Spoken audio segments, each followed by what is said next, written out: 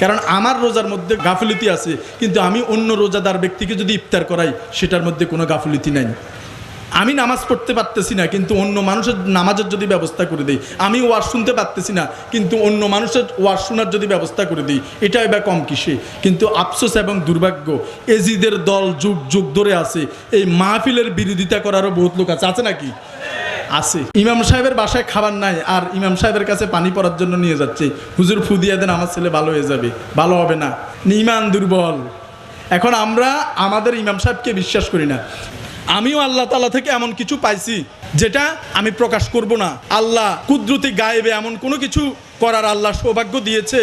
আল্লাহ তাআলার যে ওয়াদা, যে মা বাবা না থাকলে কী হয়েছে, মা বাবার সমবয়সে যদি কেউ থাকে, তাদের যদি আপনি একটু তোয়াজ করেন, তাদের খোঁজখবর নেন, তাদের প্রতি যদি সদয় হন, তাহলে মা বাবার কবরে সেটা কি যাবে নাকি? যাবে। তো এই জন্য আমি চেষ্টা করি, আমার বাবার বয়সে যে সমস্ত মানুষ সামনে আছেন, আপনারা অনেক বড়, আমাদের জন্ম দিয়েছেন, আপনাদেরকে আমরা কি কথা বলবো, আর বরঞ্চ আপনাদের থেকে আমরা উপদেশ আদেশ এগুলা শুনতে চাই। কিন্তু এখানে হয়তো অনেক বাবা আছেন বিদায় জায়গা হবে না, বিদায় সামনে অনেকে বসা আছেন। তো এই জন্য আসলে আল্লাহ পাক যাকে ইচ্ছা যেখানে নিয়ে যান, যাকে ইচ্ছা সেখানে যা ইচ্ছা তাই করান। আল্লাহরই সব ইচ্ছা, মানুষের কুদরতি বলতে কিছুই নেই, মানুষের দ্বারা কোনো কিছুই সম্ভব না, মানুষ কোনো কিছু করতে পারেও না, সব কিছু আল্লাহর হুকুমে হয়। আমাদের মাননীয় প্রধানমন্ত্রী উনি চেয়ারে আছেন, এটা কার হুকুম?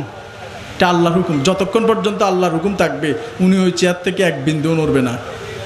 আবার বিরোধী দলীয় নেত্রী যিনি চেয়ারের বাইরে আছেন, উনি আল্লাহর হুকুম হয়েছে, উনি বাইরে আছেন, হয়তো ওটাতে ওনার কোনো ভালো কিছু ছিল বিদে আল্লাহ তাআলা ওনাকে ওইখানে রাখছে। আমরা দেখি কি হাত কাটা গেছে, ইস রে হাতটা কাটা গেল, এই একটা নামাজ পড়তে যাবো, অজু করছে, এই মুহূর্তে হাতটা কাটা গেল, আল্লাহর কাছে তো যাইতেছি, নিশ্চয়ই হাত কাটার মধ্যে ভালো কিছু ছিল। এই জন্য আল্লাহ যাকে যে অবস্থায় রাখে, ক্ষমতা দিলেও শুক্রিয়া, ক্ষমতা না দিলেও শুক্রিয়া, যে অবস্থায় রাখে সার্বক্ষণিক আলহামদুলিল্লাহ। সার্বক্ষণিক কি? আলহামদুলিল্লাহ। এখন আপনি চিন্তা করতেছেন আপনার ঘরে পানি ঢুকে গেছে, আরেকজনের ঘরে পানি ঢুকে নাই। এখন অতিবৃষ্টি অনাবৃষ্টি, চারিদিকে বর্ষা, অনেকের বাসায় পানি ঢুকে গেছে। এখন যার বাসায় পানি ঢুকছে উনি খুব কষ্টের মধ্যে আছে, এবং যার বাসায় পানি ঢুকে নাই তিনি বলতেছে আলহামদুলিল্লাহ, আল্লাহ আমার দিকে ভালোভাবে চাইছে, এই জন্য আমার ঘরে পানি ঢুকে নাই। কিন্তু যার ঘরে পানি ঢুকছে এটার মধ্যেও কোনো রহমত আছে, কোনো আল্লাহর ভালো কোনো তাজাল্লি আছে যেটা আমরা চোখে দেখি না।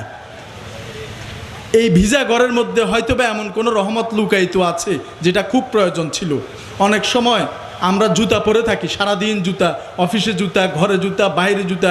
যাদের কাঁচা ঘর তারা তো জুতা পায়ের থেকেই খুলি না। ঘুমানো ছাড়া কাঁচা ঘরে কেউ জুতা খুলে? তাহলে তো ময়লা লেগে যাবে পায়ে। সারাদিন জুতা, অথচ সারাদিন যারা জুতা পরে থাকে তাদের কিন্তু দুরারোগ্য ব্যাধি হওয়ার সম্ভাবনা বেশি। মাঝে মাঝে পাকে প্রকৃতির স্পর্শে রাখতে হয়, মাটিতে রাখতে হয়, ঘাসে রাখতে হয়।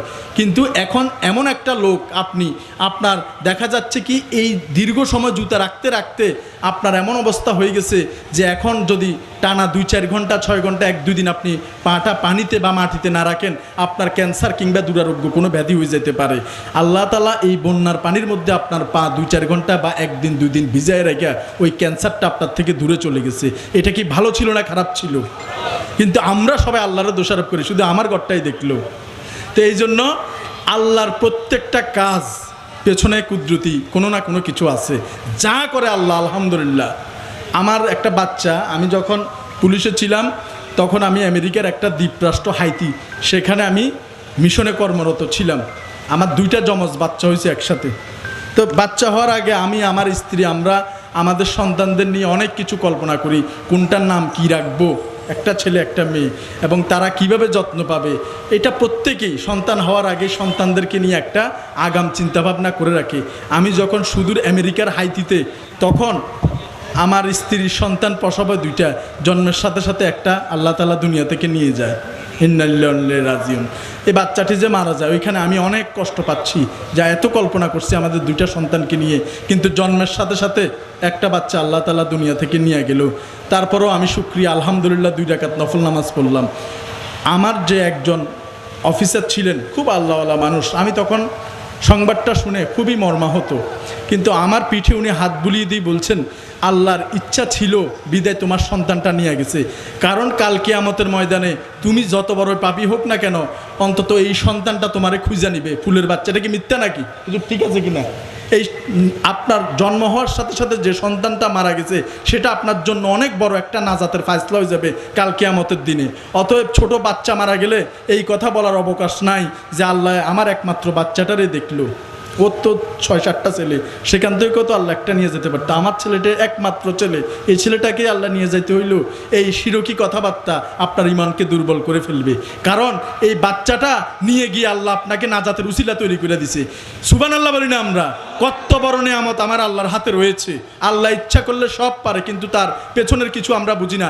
আপনি যেভাবে আছেন এভাবেই শুকরিয়া আদায় করবেন। হাত কেটে গেলেও সুবহানাল্লাহ, ভাত না খাইলেও সুবহানাল্লাহ, গরু মারা গেলেও সুবহানাল্লাহ, সন্তান মারা গেলেও আল্লাহর উপর, আল্লাহ আমি আপনার উপর রাজি খুশি আছি, আলহামদুলিল্লাহ, সুবহানাল্লাহ, আপনি যা বলেন তাতে আমি রাজি।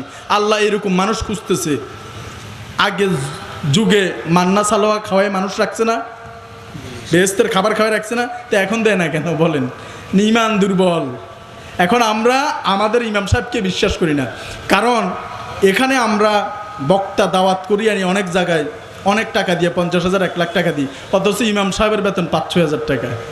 এটা আমাদের লজ্জার বিষয়। আমাদের নবীর ওয়ারিস যিনি নেতৃত্ব দিবে, যিনি লিডার হবে, একটা ভালো কিছু আগে ফল ধরলে প্রথম ফলটা ইমাম সাহেবের বাসাত নিয়ে যাইত। এখন ফল ধরলে ইমাম সাহেব তো দূরের কথা, ওই এলাকায় মসজিদ আছে কিনা ওইটাও জিজ্ঞাসা করে না মানুষ। কি অবস্থা দেখেন, এসি লাগাচ্ছে মসজিদে কিন্তু মুসল্লি নাই, ইমাম সাহেবের বাসায় খাবার নাই, আর ইমাম সাহেবের কাছে পানি পড়ার জন্য নিয়ে যাচ্ছে, হুজুর ফু দিয়ে দেন আমার ছেলে ভালো হয়ে যাবে। ভালো হবে না, কারণ ইমাম সাহেব তো অভুক্ত, পেটে ক্ষুদা রেখে আপনারা কি ফু দিবে? পেটে যদি পেট ভরা থাকে তাইলে তো আপনারা ফুটা দিবে জোরে করে। এটা এই জন্যই বলছি যে সব কিছুর উপরে আমরা আলহামদুলিল্লাহ বলি। আমরা অনেক সময় অনেক ভুল কাজ করি, যেমন মনে করেন আজকের এই মাহফিলটা ইন্তজাম করছে, তারা কত কষ্ট করছে, এটা একদিন 2 দিনের ব্যাপার না। মুমিন তো মূলত তারাই, আল্লাহ যদি চায় সবই সম্ভব। আমাদের পক্ষে কিছুই সম্ভব না, আল্লাহর পক্ষে সবই সম্ভব। তাহলে আল্লাহ এই জায়গা পর্যন্ত নিয়ে আসছে। হয়তোবা আমার মুখ দিয়ে কোনো কথা আল্লাহর হয়তোবা বিন্দুমাত্র ভালো লাগছে বিধে আল্লাহর দরবারে আমি সেজদা অবনত হয়ে শুকরিয়া জানাই যে আল্লাহ আমার মতো নগণ্য মানুষকে এখানে বসে দিছে। আপনাদের মধ্যে অনেকে মাদ্রাসার হুজুর আছেন না? আসেনি? আছে। তো উনি এখানে না বসি আমি কেন এখানে বসলাম? আল্লাহর ইচ্ছা ছিল বিদায় আমি এখানে বসছি। প্রত্যেকটা গাছের পাতা থেকে শুরু করে পিঁপড়া পর্যন্ত নড়াচড়া সব কিছু আল্লাহর পক্ষ থেকে হয়।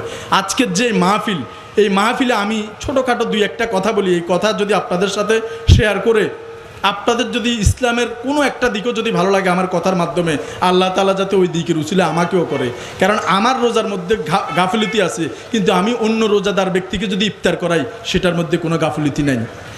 আমি নামাজ পড়তে পারতেছি না, কিন্তু অন্য মানুষের নামাজের যদি ব্যবস্থা করে দিই, আমি ওয়াজ শুনতে পারতেছি না, কিন্তু অন্য মানুষের ওয়াজ শোনার যদি ব্যবস্থা করে দিই, এটাই বা কম কিসে? কিন্তু আফসোস এবং দুর্ভাগ্য, এজিদের দল যুগ যুগ ধরে আছে। এই মাহফিলের বিরোধিতা করারও বহুত লোক আছে, আছে নাকি? আছে। এই মাহফিলের বিপক্ষে কথা বলার মতো এজিদ এখনও আছে। মহানবী সাল্লাল্লাহু আলাইহি সাল্লাম এত ভালো কাজ করতেন, এত কিছু করতেন, ওনার পেছন পর্যন্ত এই অমানুষরা ছাড়ে নাই। কাফেরেরা কত কষ্ট দিছে, কিন্তু এই যে আমরা অনেক ধরনের কাজ করি, আলোচনা সমালোচনা অনেক কিছুই হয়, যারা সমালোচনা করে আমরাও তো ইচ্ছা করলে জবাব দিতে পারি, কিন্তু জবাব দেই না। এবং আপনাদেরকেও বলি, কেউ সমালোচনা করলে জবাব দিয়েন না, বুকে টাইনা নেন, এক সময় সে মাহফিলে আসতে বাধ্য হবে।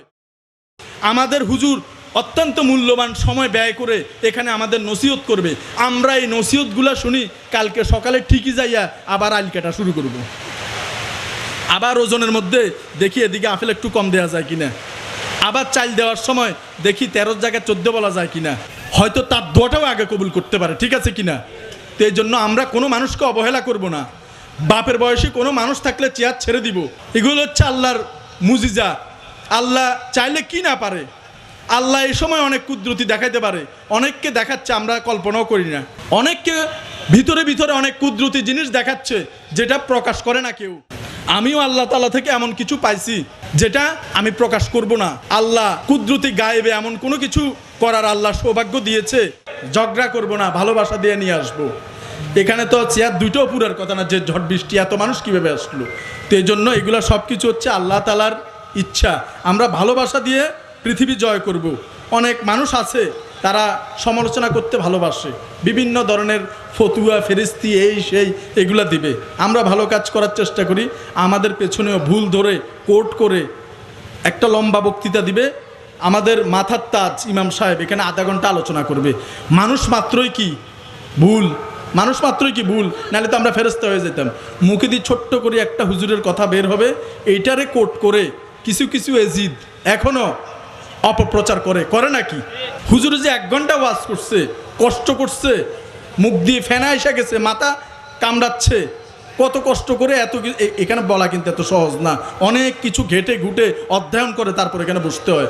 উনি যে 1 ঘন্টা ওয়াজ করলো এটার মূল্যই দিল না, শুধু মাঝখানে একটা কথা বলছে যে যারা নামাজ পড়বে না তারা দোজখে যাবে। এখন উনি আইসা মাঝখান দিয়ে বলবে যে এটারে কোট কইরা যে নামাজ না পড়লেই দোজখে যাবে, দুনিয়ার যে আরও ভালো ভালো কাজ করতেছি, তাহলে ওইগুলো কি? ওনারে একটা আটকানোর জন্য এরকম অনেক এজিদ এখনও বসা আছে, এরকম মাহফিলের বিরুদ্ধে কথা বলার জন্য, মাহফিলের সমালোচনা করার জন্য এরকম অনেক এজিদ আছে। আমরা সবার জন্য দোয়া করি আল্লাহর কাছে।